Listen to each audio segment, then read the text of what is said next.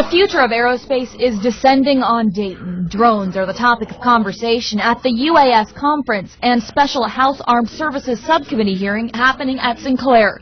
Congressman Mike Turner tells me the Unmanned Aerial Vehicle, or UAV technology, has already been assetted more, and he thinks it'll work here, too. Or what's the potential that it could do for our community?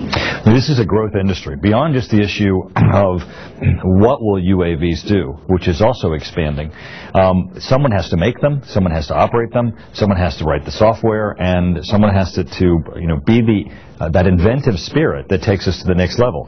Turner tells me the technology's applications are limitless. From surveying agricultural fields after a damaging storm to disaster recovery, drones can stay in the air for up to 30 hours, go anywhere, and never put a pilot in danger.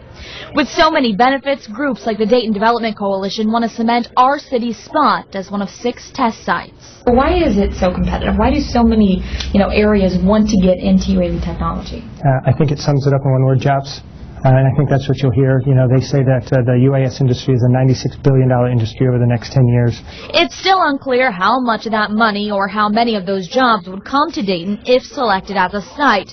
But folks at Sinclair say they're already seeing students ready to make an investment in their education and get training so they'll be ready for that next step when it happens.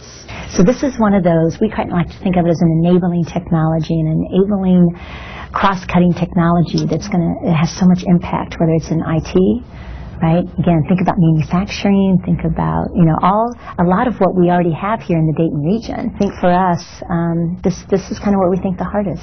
I'm Megan O'Rourke, 2 News, working for you.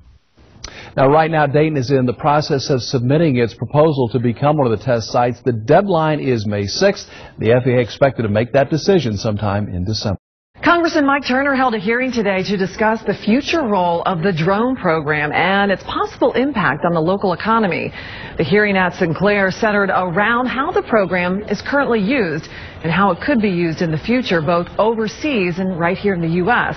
The biggest impact here, potential jobs. This is taking the knowledge of Wright-Patterson Air Force Base and trying to translate it into jobs for our community, and we're glad to have the other 3 members of Congress who are here today. Congressman Turner said there are 3 other congressmen here in town for those hearings. And that brings us to our question of the day. Should unmanned aircraft be used domestically?